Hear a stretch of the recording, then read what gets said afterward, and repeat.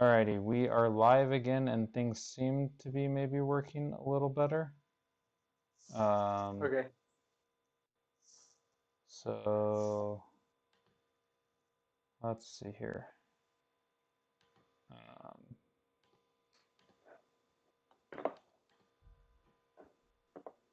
So did you ever end up writing more things? Or what? I wrote a couple things. Are you on slide 2 right now? Yeah, you're on slide 1. That's where Yeah, you wrote things.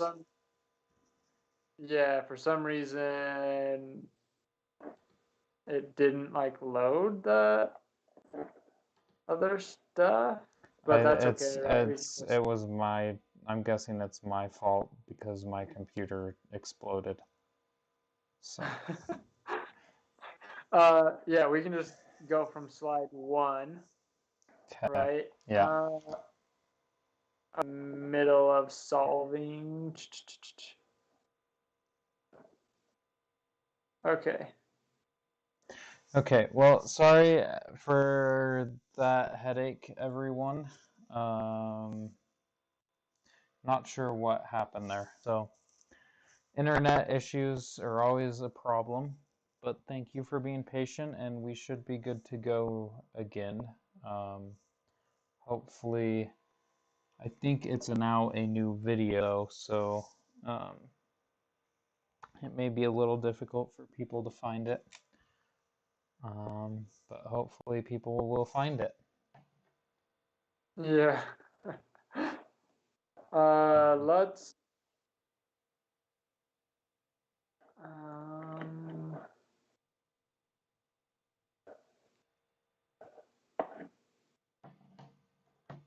should we Jane, I think it's time for me to get a new computer. That's what I've decided. get a new computer? Yeah, now that I'm TikTok famous, I can get all the new computers I want.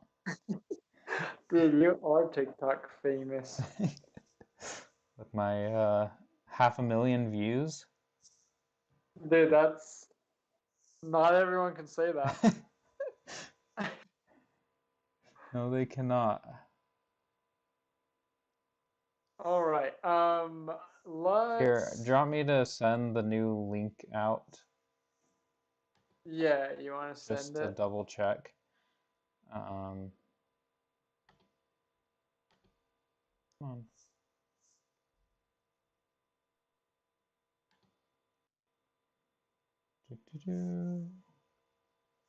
If my computer will work. All right. I mean, I guess, Jane, you can send it too. You're capable. Oh yeah, that's true. I did email him a couple times. All right.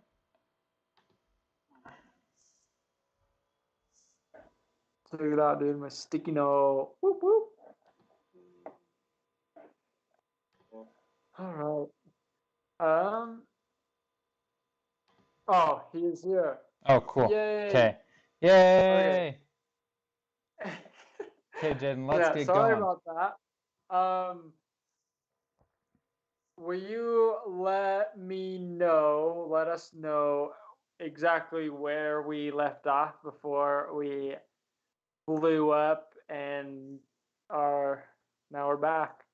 So yeah, will you let us know kind of where it left off? I think we left off on essentially where page 1 was at. So, Okay. So so we took the derivative, right? And we got that right. negative 128 over w squared plus 2. Okay. And now for optimization problems, we want to set that equal to 0 and Jaden, solve for why the. do we want to set it equal to 0? We do that. It's critical numbers, and critical numbers can tell you the maximum, the minimum, all those fun things. And for different shapes, volumes, area, that tells us the maximum or the minimum, right? Right. If we are doing it the right way. And Does that so make sense? Yeah, that makes sense. So just to kind of go over everything because it was so choppy, we solved for L, right, for the area and plugged it in Yeah. for L in the perimeter. The reason why we did that is because we wanted to find the smallest perimeter, right? And Right. then from there we took derivative, and then you set the derivative equal to 0 to find that minimum or maximum value for W, Yeah. right? Right. Okay. And now we're in the middle of solving for W. I guess we'll continue from there. Now I'm going to multiply both sides by a negative W squared because it's really cool and we can do that with some algebras, right? And that just gets rid of this negative on the 128 and the negative on the 2. So we have 128 equals 2W squared. Now I'm going to divide by 2, and I'm going to move over to the left a little bit because we got spatial issues. So we get W squared equals 64. Take the square root. W equals 8. That's an equal sign, not something else. Okay. Kip, you want to take it from here? Yeah, so we found the width, so now we need to find the length, and the easiest way to do that is to solve for area, or with the area equation, because we only have one unknown, right? So we can say that 64 is equal to L times 8, so we can divide 8, and we get L equals 8. Whoa, Jaden, our length and our width are the same? What the heck? So that means it's a square, Kip. That's right. And that means we know we did this right because to maximize area and minimize the perimeter, a square is always going to be the maximum for that as far as rectangles are concerned. This is really cool for shipping too, right? Right. You know, you can maximize. It works with cubes. Right. That's why I was saying that too. But we're not quite done yet. No, we're not. Why aren't we done? Because it asks what's the smallest perimeter. So now we need to plug in our L and our W for perimeter, even though we already did the cool part, which is finding out that this thing's a square. Yeah. Hey, Jaden, is it a square? Yeah. So the reason why Kip just asked me that was because we did a little video. When was that? Oh, it was a while ago, but we talked about 2-3 weeks ago. It was using the scientific method to solve problems in everyday life, and we used squares and rectangles to use the scientific method. Yeah, so we'll probably put a link, right there that you can click on to go watch that video if you want. But so we get 16 plus 16, so we get 32 equals P. Sweet. Killing it. Okay, let's. Sasha, any questions, or did that make sense? The next one will not be as choppy, so it'll probably make a lot more sense, and hopefully it's the same principle as this one, so hopefully it makes sense. All right. Slide number 3. Here we go. So this one is asking about the surface area of a cylinder, right? So we're given the volume, and yeah, we need to figure out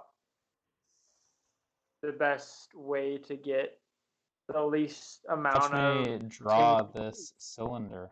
Boop.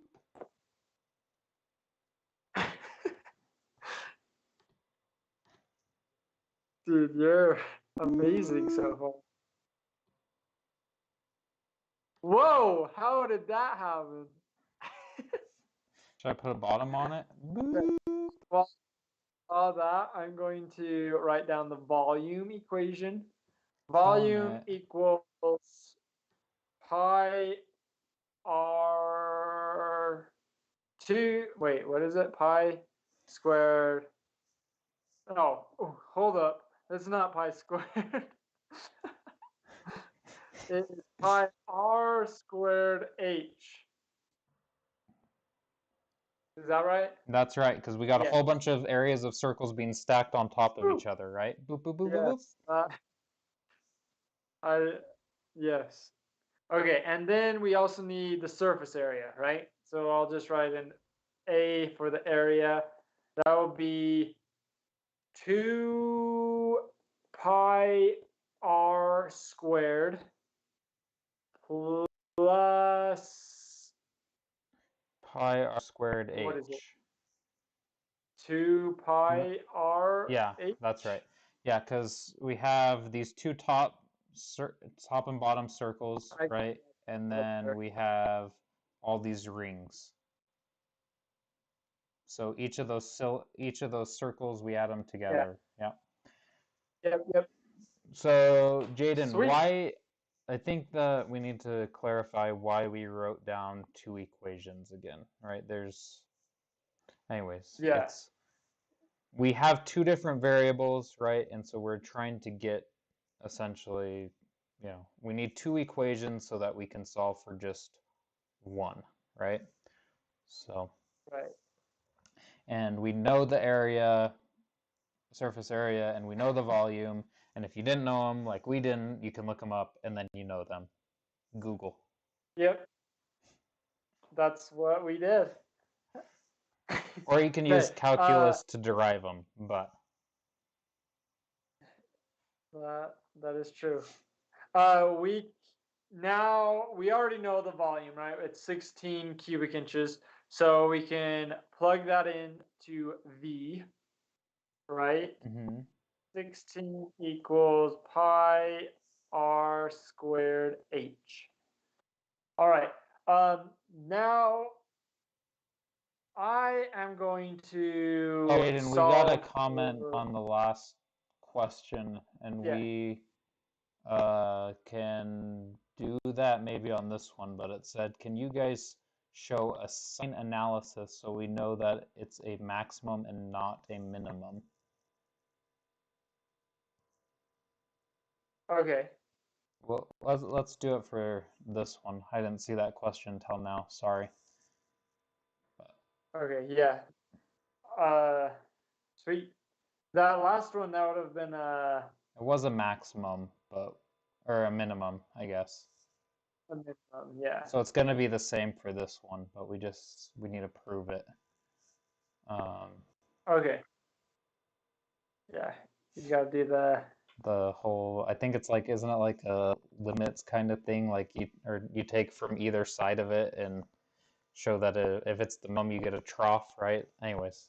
Yeah. So you need to pick a point on Yeah. either side or something. I don't know. I think so. I can't remember exactly. We'll struggle through it on Or this we can one. take the How about second derivative. I think the second derivative maybe is what he's asking about. Because if you take the second derivative and that's negative, I think it's a minimum. And if you take it's positive, is that right? Yeah. I think that's right. Because you take these derivatives and then you can like show a progression of graphs, right, and how they're graphed. It will show you the critical numbers, right? On the first derivative, that's just where it's 0. right. And then the second derivative will tell you. Is that right? Yeah, I think that's right. I think so. Okay. Okay. Yeah, let's do that on this one, and then it will be the same principle for that first one, right? And they said that Okay. it's fine. So yeah, we'll just, all right, let's keep moving forward here. Okay, I'm going to divide by pi r squared. I'm going to just solve for the h. Am I missing an h I don't think in so. area? No, I'm not. Okay, sorry. So, yeah. Divide by that, we get h equals 16 over pi r squared. Okay, and now I'm going to plug this h into the surface area right there, and I'll do the same thing to like we did on that first problem. Take the derivative, then set it to equal to 0, find that critical. So let's do that. We get area equals 2 pi r squared. Oh, and the reason why I solved for the h instead of the r is because taking the derivative of this was going to be a lot easier than the other one. Yeah. So that's why I did that. You could have done it the other way, but let's make our lives a little bit easier than it. Yeah, it's kind of a pick your poison kind of thing, right? Either have a harder derivative and make it easier to solve for h, or have an easier derivative but have to do more steps. So Right. Okay, now we take the derivative. Ready? It's my turn. A prime. Oh, whoa, dude. We wrote in Yes, the it exact is your same turn, dude. Dude, look at that. We wrote in the exact same spot. That's pretty impressive. A prime equals 4 pi 4 pi r r. plus negative, because this r is going to cancel with those, right? So we get Yeah. negative Yep. 2, Okay, or I let's guess just cross out that. we'll do negative, oh yeah, those pi's cross out too. So we get negative 32 32, good. Yes. over r squared, Yep. right? Yep. Cool. Now we set this equal to 0. We get 0 equals, Jane, I think you made this quite difficult. Yeah, maybe I did. Negative 32 over r can, squared. Whoops. Multiply both by r squared. Let me think. So we get 4 pi r cubed minus 32 equals 0. Jaden, I am not solving for this. Where did you get the 4 pi r cubed? I multiplied this whole side. Oh, yeah. Okay. So I multiplied this whole thing by an r squared, right? And this over here by r squared. Gotcha. Yeah. Okay. What do you mean this is going to be hard, dude? It's the cube root of 8.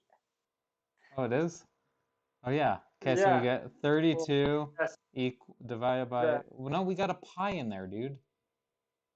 Yeah, but you can still. So you get, anyways, and this is cube rooted. And this is going to equal 2 cube root of pi. Yeah. Or over 1 over pi. Yes. I think I would have just solved for h, just, you know. Do you think that would have been better? I don't know. I don't know.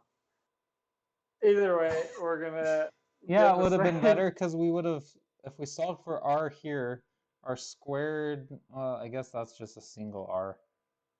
I don't know. Yeah, I don't know. Well, we would have been going with square roots. Whatever, we did it this way. Yeah, it's all good. Okay, so this is r. And then from there, we need to... Oh, What? the number was actually 16 pi, not just 16. So that makes it a lot easier. So our pi's cancel out. So right here we would have a pi, right? Boop, Right. boop. Where else would that change? I think it would eventually leave us to just 2. This would eventually get to just 2, is my guess. Yeah, let me...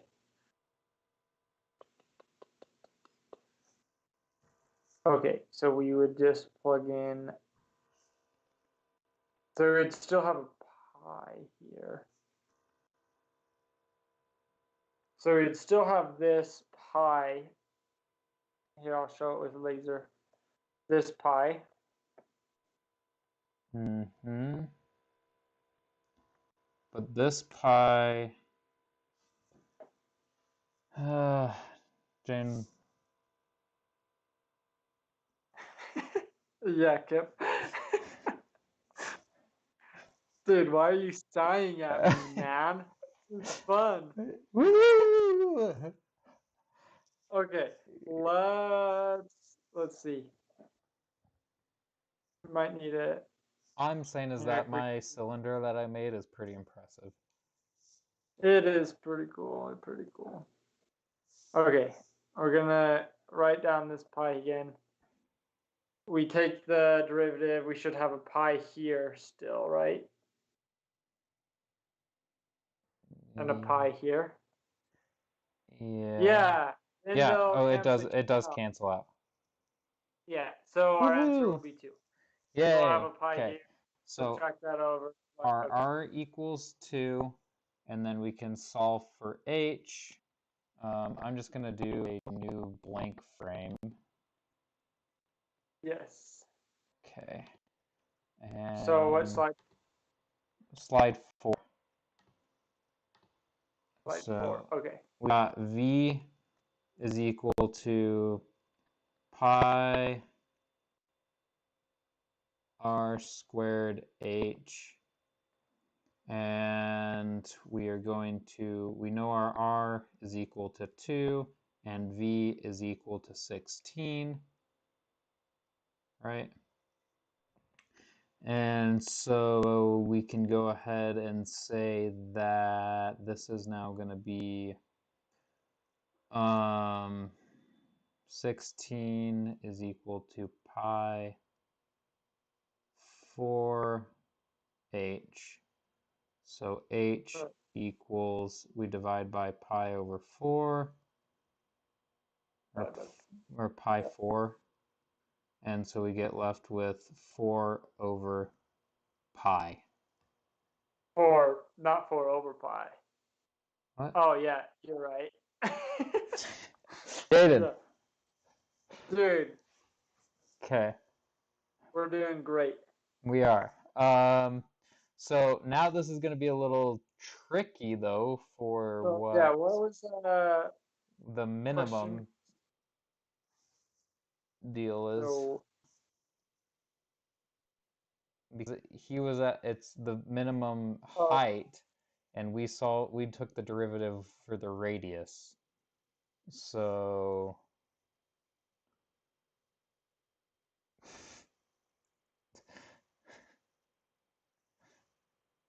what should the...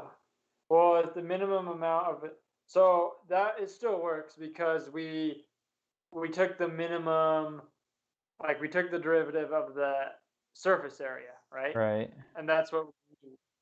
So it doesn't matter if we used height or radius to do the sign analysis. That's true.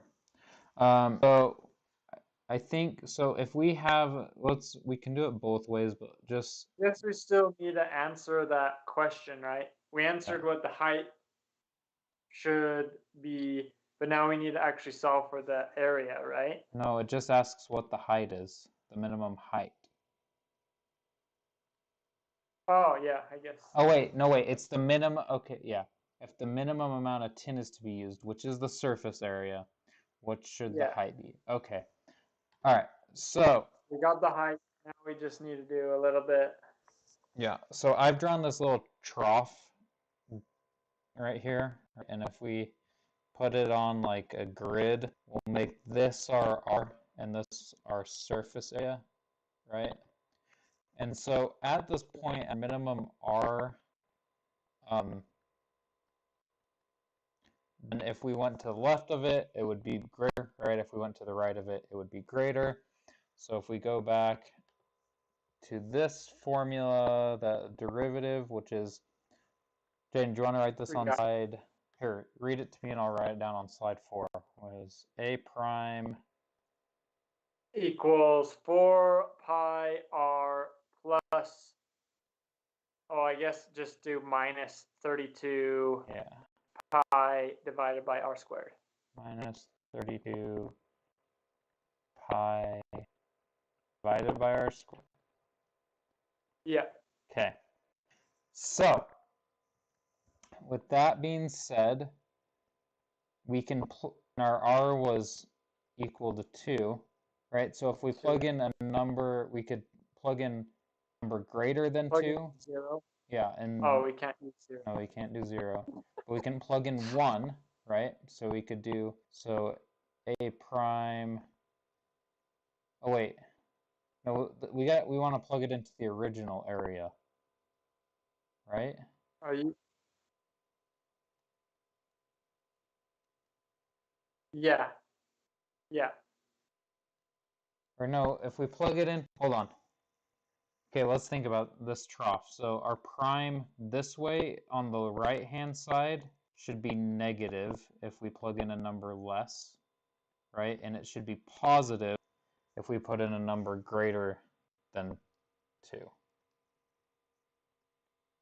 You see what I'm saying? Right? So our A prime should be negative on the left-hand side and should be positive on the right-hand side.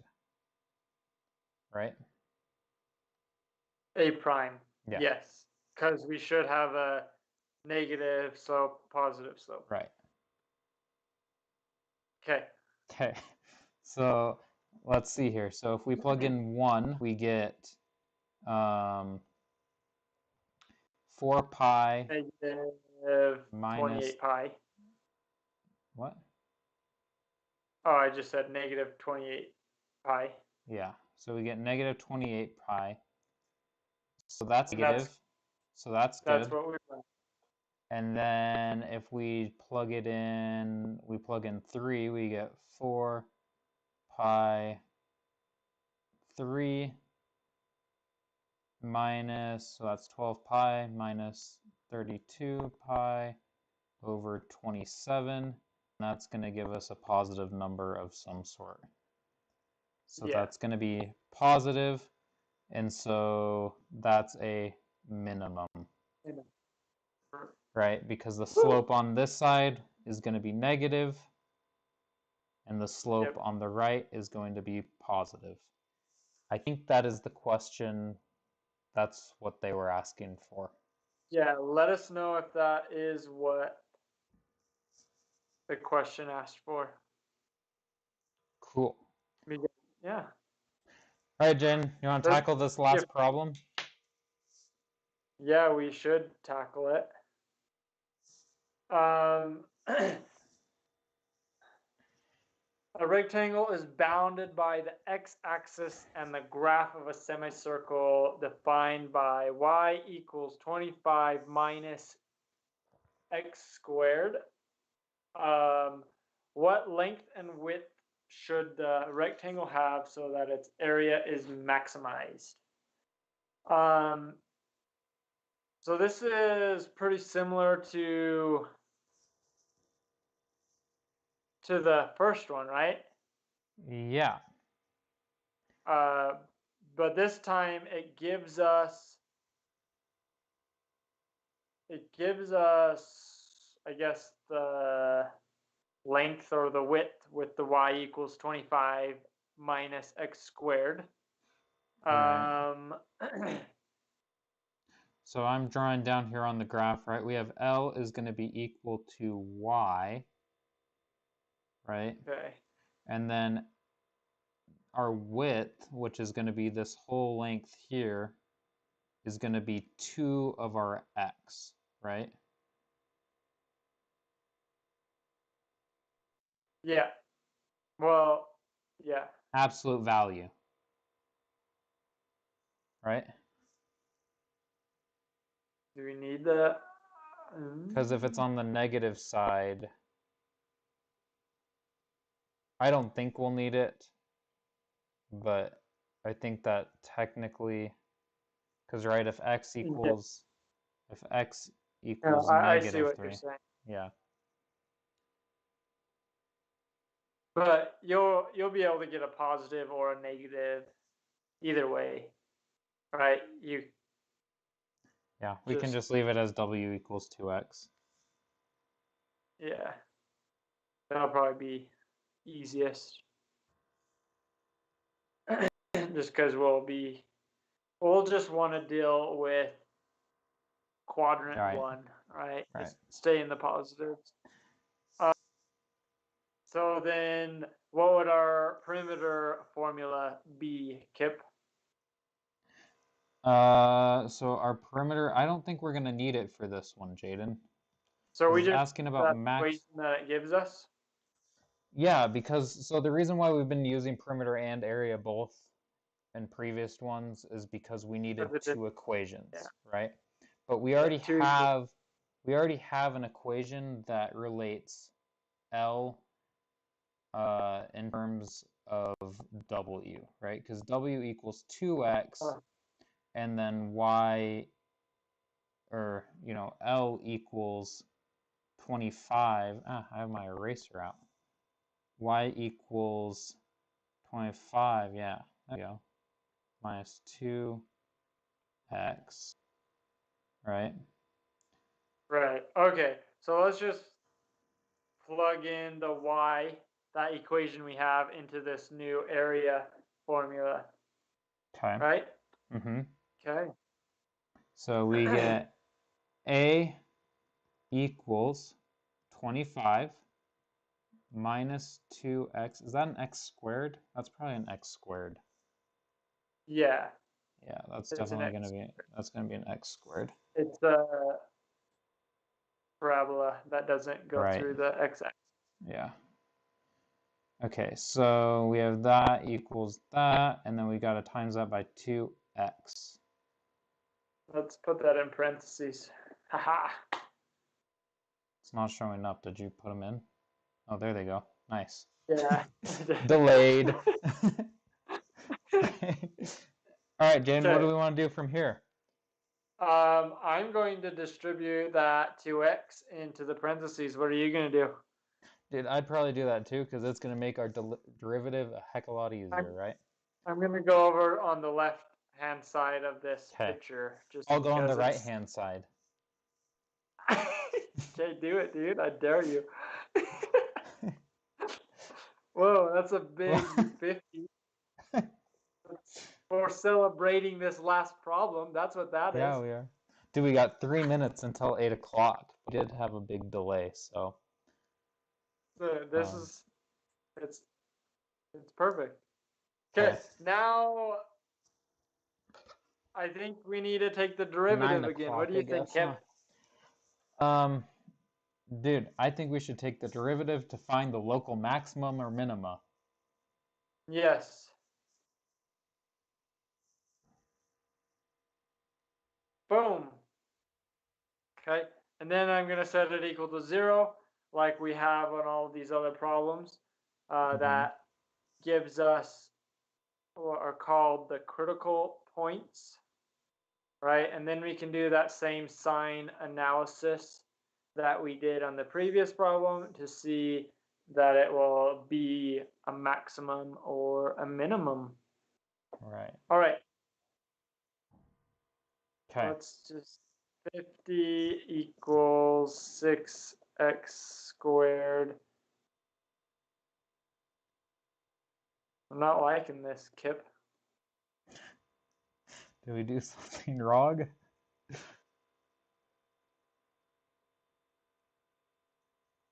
No, I'm not seeing anything wrong anywhere, are you? Well, it's going to be it's probably going to be a square, isn't it? I don't know. It might not be because it's bounded. Oh, oh yeah, you're true. It's bounded by the x-axis. Okay. Well, let's figure this out. 50 and 6, that'd be 25 over 3 equals x squared. Take the square root. We get 5 square root 3 equals x. Okay.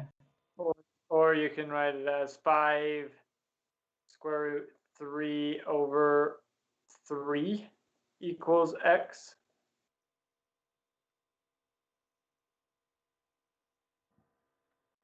Yeah. Okay. I just want to make sure we did this right. I can't see where we would have not done it right.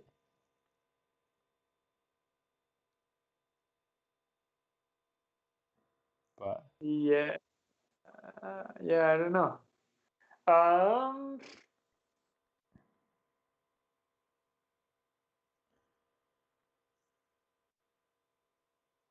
you took your derivative right. Anyways, I think we're good. I mean, we can test, right, Jaden? We can test to see if this works. If we plug that into our equation, we should get a y value, right? It should fall on that parabola. Well, our x is positive, right? I mean, I think I like that we have x and it's a plus or minus. You know, we have a square root, which is good because that gives us the plus and minus value. So I think we're doing something right. Right? We have a negative and a positive. And according to this graph, we got to be close to 3, which I think we are. So. Yeah, what decimal would that be? I don't know. But yeah. But we can also plug in for the area, you know, the prime, and see if it is a maxima. Okay, should we do that? Should we go to the new slide? I still have my whole ride. Oh, yeah, go for it, kid. Boop. So if it's a maximum, right, the slope on the right-hand side should be positive, and on the left-hand side it should be, or right-hand side should be negative, left-hand side should be positive slope. So we plug it in, and what is, let's say -1, or let's say 1, and 4 is what we'll use. So if we get, so we have 50 minus 6 times 1 squared, and that equals, dude, I don't think this is going to give us... Oh, it's supposed to be, okay, it's supposed to be the square root of 25. Oh, yeah, because it's a circle. Yeah, that I was wondering, but like, parabola. Okay. How does that fix things? That's going to be a nasty derivative to take. I know you said we don't have to redo it, but we're probably going to because we want to be able to solve this now. Right? Yeah, that's going to be a freaking nasty derivative though, isn't it? Well, no, this is, maybe we can make that a perfect square. Can we make that a perfect square? No, you can't just throw the 2 in there, dude.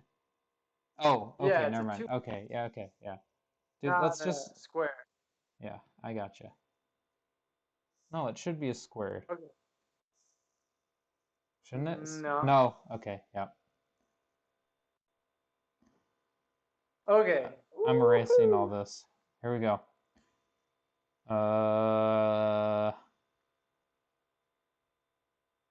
Should we just get a new slide? This is a pain to erase. No, I'm almost there. You just start going. I'm almost done. Boop, boop, boop, boop. Okay. Well, so we still have the same idea with with the area equals the y times 2x. Right. That hasn't changed. So now we're just going to have to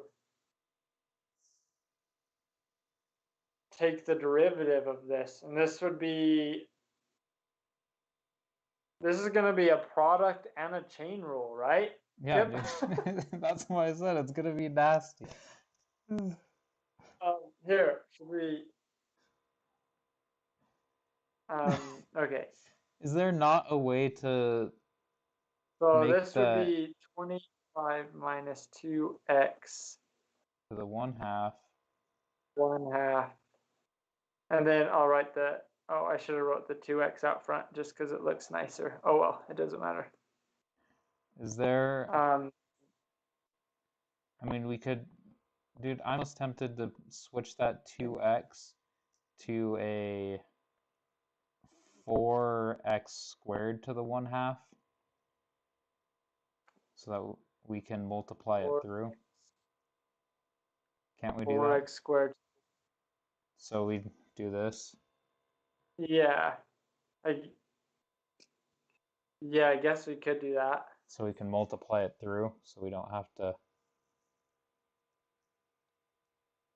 Would we be able to multiply that through? Yeah. I think you can. Okay. Right? Can't you multiply Yeah. it through? Yeah. But I'm gonna cheat a little bit. Wolfram Alpha, dude. Just, you know. Dude, that's what I'm doing.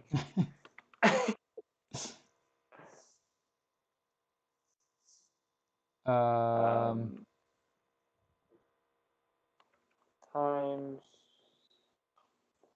Oh, that's right.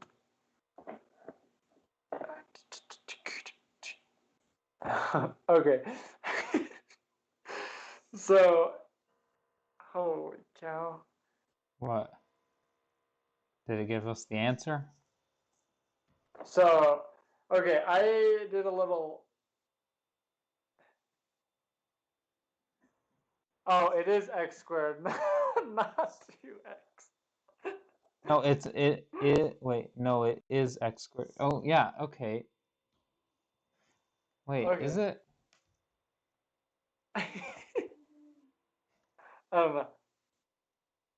We're gonna do this.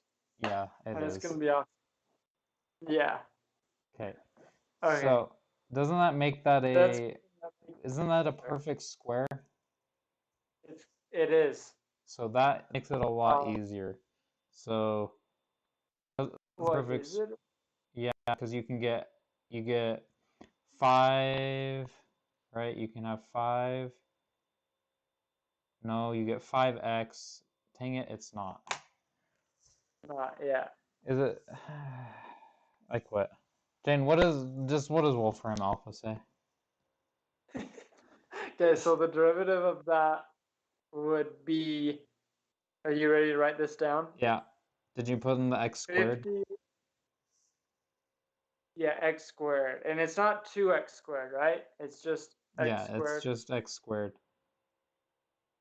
Okay, cool. And it's multiplied by 2x, correct? Yeah. So we get 50 minus 4x squared.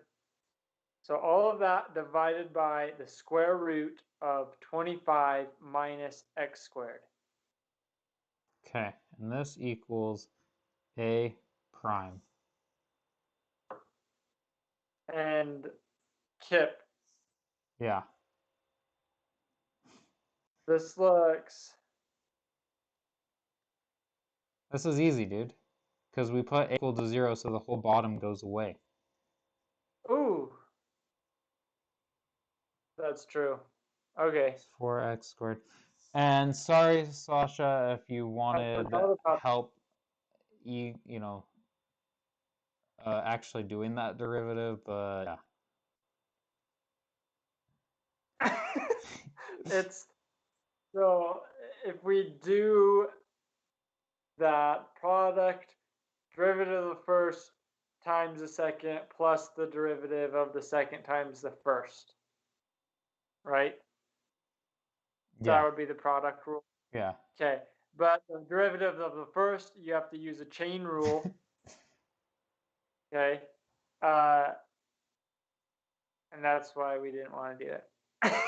That's why I was going to raise everything to the 1/2 and multiply through. Would that work though? Yeah, because if you have square root of 9, right, times 4, that's the same thing as square root of 9 times the square root of 16.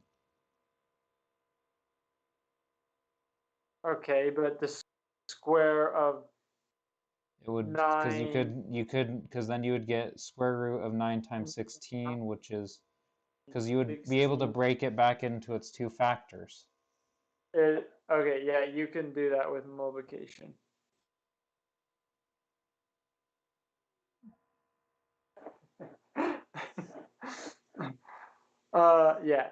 Yeah. Okay, you could do that. You'd still have a chain rule though, right? You'd have the outside, and then you'd have to do the individual derivatives of the inside. Anyways, we get the 50 equals 4x squared, and that's not a negative, that's a positive. And so then we get 50 divided by 4. 25 over 2. And that's square rooted equals x. So we get 5 square root of 1 over 2 equals x. Or Boom. it would be 5 square root 2 over 2 equals x. Sure. Which is almost right? the exact, yeah, which is so close to what we got before. I know. I'm gonna find out what that actually equals as like a decimal. It's gonna equal like 3.7 or something. No, it's gonna equal 3.1 or 2.9, somewhere in there. It's about 3.5. Dang it, I was off. Oops. Yeah. Okay. Which is close enough for sure. All right. 3. Then we have that, and then from there we can solve for the area, right? Oh wait. Right. We found the length, now we just need to find the width. So we can just plug in. That would be 2 times this, right? For the width, it would be, 2 times that, because we have w equals 2x. Right. Yeah, so it'd be times 2. Yep. Okay. And then we got 25 square rooted minus 25 over, wait. This is 50 over 4. 50. Huh? Which gives us approximately, look here, that's 25. Oh, what did we say that was? That's square, or that's 25. What? Plug it in. 50 minus 25 over 2, so that gives us 25 over 2, so wait, it is a square.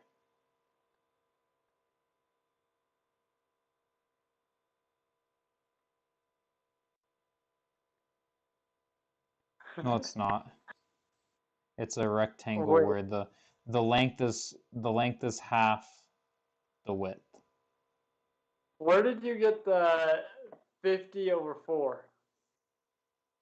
You right plugged here. it into...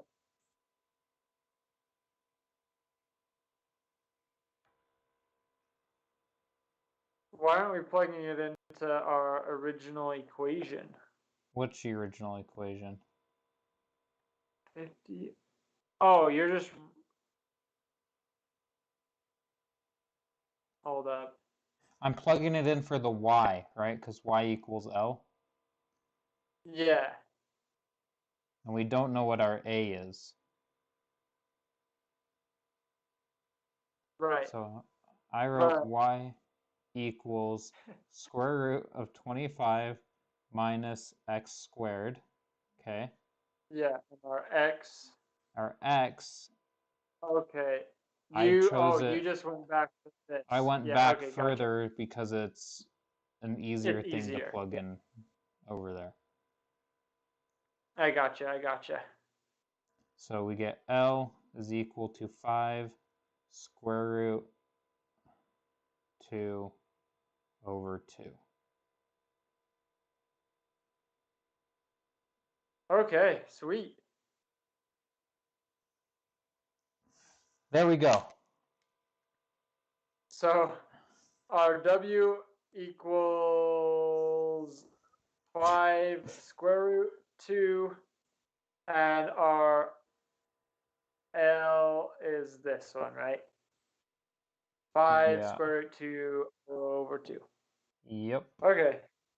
And that makes sense, right? Because it's cut in half. Our square's cut in half. Yep. If it was a circle, it would have been a square. Yeah. But since it's a semicircle, it's cut in half. Yeah, that totally makes sense. Okay, are we going to do the sign analysis on this one? Nope. Okay. Unless you really want to. I think we've been on long enough. Okay. Thank you, Okay, Sasha, for the question. Sorry for the technical difficulties at the beginning. And thank you, everyone, for watching and staying with us. yes. Yeah, anytime you have questions, just send them to that email and we will do our best to answer them. Yep. And for those of you watching, remember that next Tuesday, we have our second video in our lecture of physics and calculus combined. And so if you guys don't know what a derivative is, watch next week and we will tell you. Yes, this was a